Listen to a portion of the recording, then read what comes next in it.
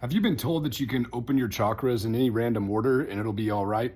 Well, here's why that cannot work. And this is what I learned from a master in the Himalayan mountains. This is not coming from me. This is the science of doing this. And so you have to start at the most dense level of your energy first and then work your way up, or else you can't heal the next level. It's actually impossible. And so, like we've discussed on here before, if you're new, each chakra is the same energy at a different level of density. So your root chakra, that's the most dense level of your being, the material level, your physical body. The next level up is your sensations. The sacral chakra is the sensations, the pleasure and pain that you're experiencing.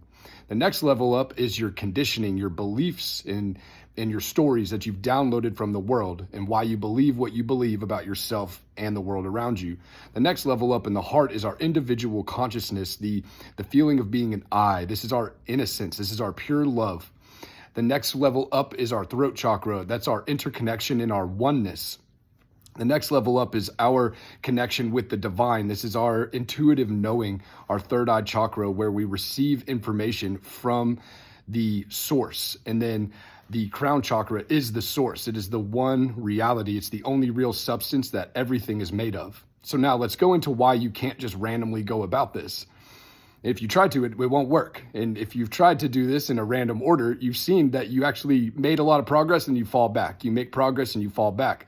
So why don't you just do it in the right order and climb the mountain from bottom to top so you stop falling back? So you have to start with the root chakra. That's your physical body. This is where you bring your awareness to your physical body. You're developing your awareness of the material level of your being, and you start to sit straight. You start to relax. You start to move, get the blood moving, get the energy flowing.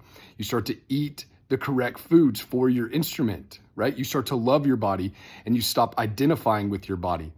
That's how the first chakra heals. If you don't do that, if you're still identified with your body, if you eat bad food, if you're not giving your body enough rest, if you're not exercising, then your first chakra is not open. And so then that means that the pleasure and pain in your body is you're not going to be able to deal with it. You're going to be overcome by your cravings because you're not controlling your food and you're identified with your body.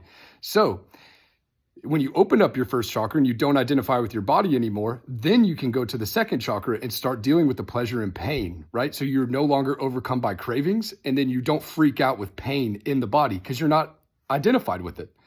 So that's the same thing here at that level in the second chakra. You're developing your awareness of pleasure and pain and your ability to just sit with it without craving or resistance. If you can't sit with your pain without resistance, then it's impossible for you to deal with your conditioning from your past because it's insanely painful. You won't allow yourself to sit with your conditioning and to actually rewire it if you're not able to sit with pain. So you can't work with your third chakra until you work with your second chakra.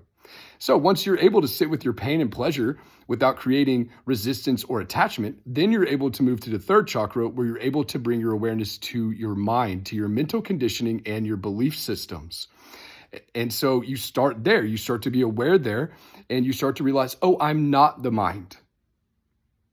I'm not the belief systems. I've been conditioned to think the way I think, act the way I act, and speak the way I speak. If you don't deal with that chakra first, you cannot deal with your fourth chakra, which is your individual consciousness, your individual I. You can't deal with it. You're covered up by the conditioning and the beliefs, so you can't actually deal with your pure essence in your heart center. It's not possible. So you have to heal the third chakra before you can come to the fourth chakra, or you actually can't access the innocent I, the innocent little me, the innocent little consciousness in there. You can't access it because it's buried underneath all of the mess in the mind. And so, but once you have opened up your third chakra, you see, I am not the mind. I am the individual consciousness, right? Then you can come to your fourth chakra.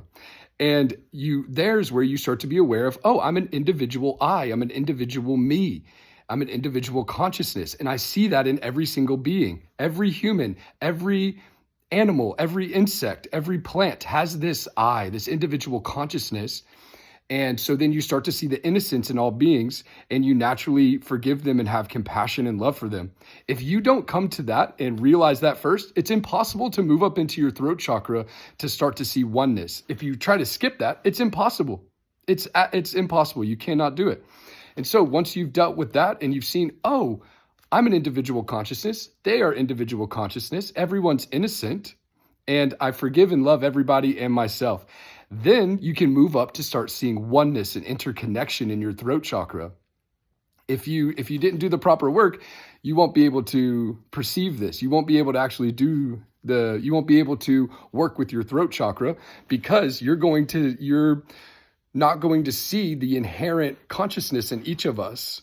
And so here's where we see the oneness. And this is where the individual I dissolves. But if you haven't done the proper work, your I can't dissolve. And so here we're dealing with that interconnection, right? And so if you don't open up your throat chakra first, then you don't see oneness, you see separation, and you're stuck in judgment of judging bad, good, right, wrong. So then you actually can't come up into your third eye where you receive this intuitive knowing from the divine, which the intuitive knowing always has to do with oneness and truth. It has nothing to do with separation and your judgments of it. So you have to open your throat chakra, drop your judgments, and just see oneness in order to move to the third eye chakra. And so we have to open our third eye and notice that we are receiving communication from the divine, from the source, and then start to follow that. If we don't follow our intuitive knowing, if we're not listening to what is coming into our third eye, then it's impossible to get to your crown chakra. You can't, because you're not living in divine flow. You're not living in divine surrender. And so your individual consciousness is not going to go up and merge with the source because you're still stuck in following your own will. And so once you've surrendered your own will and you follow the will of the divine, then your third chakra is open and then you can move into your crown chakra. So hopefully you're seeing why you have to open up the chakras in a specific order, or else you're not going to be able to actually complete your journey. And so that's why you have to heal your chakras in order.